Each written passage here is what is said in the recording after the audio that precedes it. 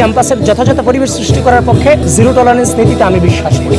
নিজের হাতে আইন তুলে নেওয়ার ব্যাপারে না, যেখানে সে অপরাধী সেখানে তার পক্ষে সিম্পাথি তৈরি হয়ে যাচ্ছে। আমি সেই সিম্পাথি তৈরি করার সুযোগটা কেন দিব? যেহেতু আইন শৃঙ্খলা বাহিনী আছে তাদের হাতে তুলে দেওয়া উচিত। দেখেন, ঢাকা বিশ্ববিদ্যালয়ে যে ডাকসু নির্বাচন হয়েছে, প্রত্যেকটা প্যানেলে তাদের ইশতেহারে ছিল যে আমরা মাদক মুক্ত ক্যাম্পাস গড়ে তুলবো এবং ক্যাম্পাসটাকে বহিরাগত মুক্ত রাখবো। এটা কিন্তু আমাদের প্রত্যেকের ইশতেহারে আছে।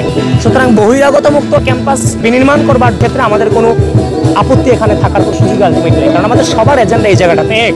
কিন্তু আপনি দেখেছেন হচ্ছে যে জিনিসটা নিয়ে মবকৃষি হচ্ছে আমাদের উপরে, বা আমাদের দুই একটা ক্যাপশন নিয়ে যে ধরনের মবকৃষি 2-3 দিন হয়েছে। আপনি গণঅভ্যুত্থান পরবর্তী সময় দেখেছেন যে এফএস হলে আপনার হচ্ছে যে একজন তোফাজ্জলকে আপনার মোবাইল চুরি করার দায়ে স্বীকারোক্তি আনতে গিয়ে পিটিয়ে মেরেই ফেলা হলো। চোর স্বীকারোক্তি আনতে গিয়ে অনেকজন খুনিতে রূপান্তরিত হয়ে গেল। তো এই যে দায়টা ঢাকা বিশ্ববিদ্যালয়ের সম্পর্কে একটা নেগেটিভ ইম্প্যাক্ট কিন্তু গণঅভ্যুত্থান পরবর্তী সময় পড়েছে। সুতরাং একটা ঘটনা কিন্তু ঢাকা বিশ্ববিদ্যালয়ে ঘটেছে। সুতরাং আমরা যে ক্যাম্পাসে যে বহিরাগত বিরোধী যে অভিযানটা চলছে, সেটার কোনোভাবেই দ্বিমত পোষণ করার সুযোগ এখানে নাই। ঢাকা বিশ্ববিদ্যালয়ে প্রপার পরিবেশ সৃষ্টি করার জন্য এটার সাথে আমরা সম্পূর্ণভাবে একমত আমরা। কিন্তু কথা হচ্ছে যে যখন একজন ঢাকা বিশ্ববিদ্যালয়ের ডাকসুর সদস্য আপনি যখন হাতে লাঠি নেন, তখন সেটা কিন্তু ঢাকা বিশ্ববিদ্যালয়ের ভাবমূর্তি ক্ষুণ্ণ হয়। সে কিন্তু মাদকাসক্ত ছিল কিংবা মাদক বিক্রেতা ছিল। তো সেই জায়গার মধ্যে হচ্ছে যে আপনি যখন লাঠি নিয়ে তাকে প্রহার করেছেন, যদি তার শরীরে নাও লেগে থাকে, এটা কিন্তু তার পক্ষে গোটা বাংলাদেশে তার পক্ষে একটা সিম্পাথি তৈরি হয়ে গেছে। যেখানে সে অপরাধী সেখানে তার পক্ষে সিম্পাথি তৈরি হয়ে যাচ্ছে। আমি সেই সিম্পাথি তৈরি করার সুযোগটা কেন দিব?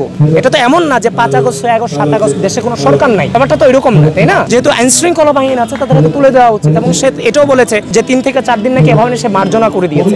আপনি মাদকাসক্ত ব্যক্তিকে, মাদক বিক্রেতা ব্যক্তিকে আপনি কেন মার্জনা করে দিবেন? অবশ্যই আইন শৃঙ্খলা বাহিনীর হাতে তুলে দিবেন। ঢাকা বিশ্ববিদ্যালয় থেকে তাকে মুক্ত করতেছেন। ঢাকা বিশ্ববিদ্যালয়ের কোনো স্টুডেন্ট যদি তার কাছ থেকে মাদক নিয়েও থাকে, সে বাইরে গিয়ে সেই মাদকটা নিবে। সুতরাং তাকে আপনি কেন আইন শৃঙ্খলা বাহিনীর হাতে তুলে দিচ্ছেন না? 2 দিন পর তাকে নিয়ে তার সাথে দেখা হওয়ার পর মিডিয়া ফোকাস হচ্ছে, এগুলো কি আসলেই কি ইচ্ছাকৃতভাবেই যে তাকে আইন শৃঙ্খলা বাহিনীর হাতে না তুলে দিয়ে মিডিয়া ফুটেজ নেওয়া হচ্ছে এক প্রকার? কেন তাদেরকে আইনের হাতে তুলে দেওয়া হচ্ছে না? সুতরাং আমাদের বিভিন্ন লাইন নিয়ে আমাদেরকে অনলাইনে মারাত্মকভাবে অপপ্রচার, মিসইনফরমেশন, ডিসইনফরমেশন ছড়ানো হচ্ছে। আমাদের অবস্থান একদম স্পষ্ট, মাদকের বিরুদ্ধে এবং ক্যাম্পাসের বহিরাগত মুক্ত রেখে ক্যাম্পাসের যথাযথ পরিবেশ সৃষ্টি করার পক্ষে জিরো টলারেন্স নীতিতে আমি বিশ্বাস করি। ওই ব্যাপারে আমার কোনো আপত্তি নেই, কিন্তু সেটা যথাযথ আইনের মধ্য দিয়ে হবে। নিজের হাতে আইন তুলে নেওয়ার দৃষ্টান্ত তো আছেই এফএস হলে। সুতরাং আমাদের কনসার্নের জায়গাটা ওইখানে।